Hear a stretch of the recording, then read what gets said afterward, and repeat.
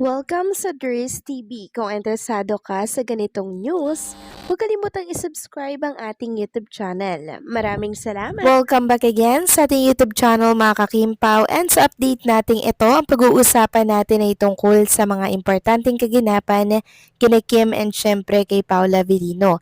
Pero bago po ang lahat, maraming salamat sa inyong patuloy na pagsuporta at pagsubaybay sa mga daily update natin. Kaya naman bilang pasasalamat, narito po ang ilang napili kong komento patungkol ito sa naging previous update. Una komento mula po ito kay Ginang Mila Carillo. Sabi niya, Ma'am dear, thank you sa paayuda ng Kim Pao. Sapat na sa amin na makita ang Kim Pao. Sila lang ang nagbigay lakas sa aming mga senior fans. Solid panatag na kaming mga fans. Solid senior, tapat tiwala lang kami sa Kim Pao.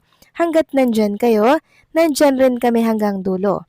Iwasang masira ang Kim Pao, nandito lang kami sa paligid.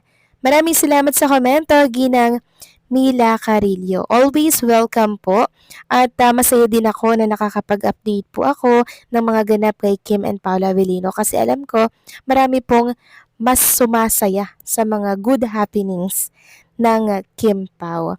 And syempre tama kayo dyan, malaking tulong talaga si Kim and Paula Avellino para po sa lahat dahil nakakapagbigay po sila ng happiness, pag-asa, and inspiration mga kakimpaw, and lakas sa mga seniors natin. Kaya sana ingatan at protektahan po natin si Kim and syempre si Paolo Avellino. Nang sa ganun, hindi po masira ang kanilang tambalan. Every time na may mga project po sila together, full support tayo mga kakimpaw para alam ng management nila na marami pong nagmamahal at sumusuporta sa tambalang Kimpaw. In that way din po mga kakimpaw, mas maraming project ang ibibigay sa kanila.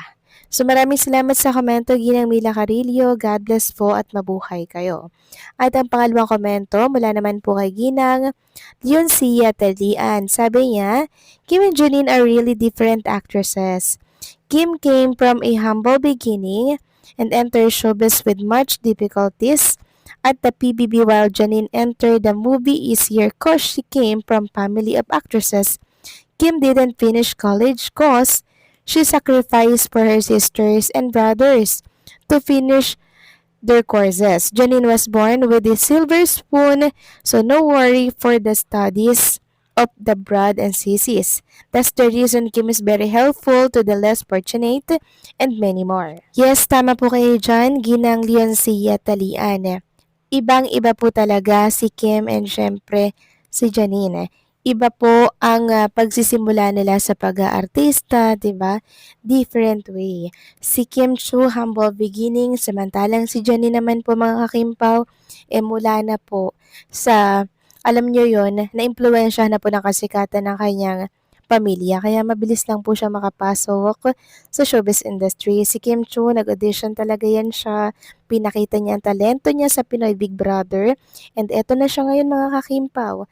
Sobrang successful dahil sa mga talentong taglay po niya. At ang isa pang maganda dyan mga kakimpaw, mas iniisip o inuna po ni Chinita Princess yung pag-aaral po ng kanyang mga kapatid. Hindi niya na po inisip yung kanyang sarili mga kakimpaw, kaya ang resulta po ngayon, mga professionals na po mga kakimpaw ang kanyang kapatid. Nagbunga po ang pagsusumikap at pagpapaaral ni Chinita Princess sa kanyang mga kapatid. And I'm sure proud na proud yung kanyang mommy na nakangiti dyan lang sa taas at pinapanood po sina Kim, ganoon din po ang kanyang mga kapatid. Sobrang proud siya kay Chinita Princess, I'm sure mga kakimpaw, dahil ginawa niya pong magpakatatay at magpakananay sa kanyang mga kapatid. So maraming salamat sa komento, Ginang Leoncia Talian. God bless po at mabuhay kayo.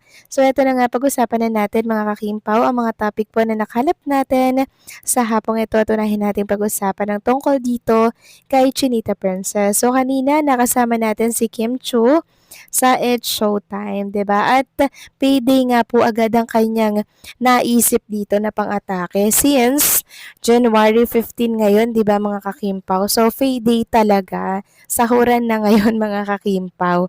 Sabi nga dito sa isang community, yung payday ang pinag-uusapan na abot tuloy sa kasalan ni Kimi. Sige, abangan namin, malapit na daw mga kimpaw, ihanda nyo na ang lechon. Sobrang taas talaga ng energy ng It's Showtime pag andito po't present si Chinita Princess mga kakimpaw. Isa po kasi siya sa talaga namang nagdadagdag ng energy sa loob po ng studio ng It's Showtime. And also, si Kim Chiu po talaga yung inaabangan ng mga seniors dyan, mga kimpaw fans, dahil sobrang hindi kompleto yung araw nila pag wala pong Chinita Princess.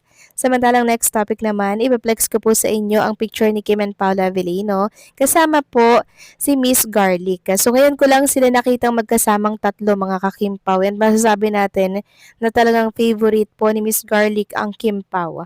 Sabi nga dito ni Ting, first time to see them together in an event after holidays. Both are super fresh and glowing naman. Parang may sariling ring light lagi ang Kimpaw. Yes mga kakimpaw, no? Sobrang blooming nilang dalawa. Siguro ganyan talaga pag in love. At tungkol naman po kay Miss Garlic mga kakimpaw, favorite po talaga nila si Kim and Paula Avellino. Ganun din po ang Ekonin. Kaya pagpasensya nyo na po kung nagkasama sila nung nakaraang gabi dahil importante po kasi yung celebration na yun sa buhay ni Miss Garlic. Kaya unawain na lang din po natin dahil syempre ang kasiyahan po ni Miss Garlic ay ang Kim Pao at ang iba pang mga espesyal na artista dito po sa showbiz ang gusto niyang makasama. Samantalang isang nakaka-good vibes naman na picture ni Kim and Paula Avellino na AI ata to mga kakimpaw ang ibinahagi po sa isang community. Yes po mga kakimpaw, AI lang to pero sobrang nakaka-happy lang na makitang ganito po ang picture ni Kim and Paula Avellino na para bang pang prenup na. Sabi nga po nung nag-post, parang pang prenup lang. Kim Pao. So yan po mga kakimpaw, ibabahagi ko sa inyo. So disclaimer, ito po edited lamang mga kakimpaw ha. So since marami nga po nag-enjoy sa picture na yan, syempre, ipapakita ko din po sa inyo. Hindi pwedeng ako lang yung makakita, di ba? Hindi po kasi ako selfish.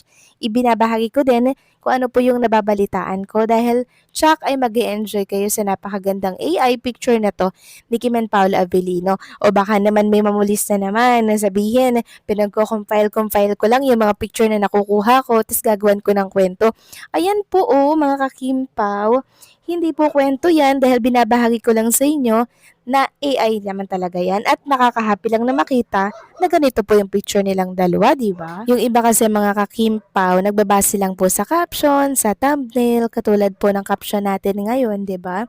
Na pang prenup nga po itong lumabas na AI picture ni Kim and Paula Avellino. And binahagi ko lang naman sa inyo. Wala nang masama sa ko, di ba mga kakimpaw? Sa caption ko. Ito ay pang good vibes lamang. Hindi po ito po pwede sa mga perfectionist, mga kakimpaw, na kung saan sobrang nanggagalaite pag ako nagbabalita ng mga garini, mga kakimpaw. Alalahanin natin na 2026 na dapat good vibes lang tayo. And syempre huwag tayo makialam sa business ng iba.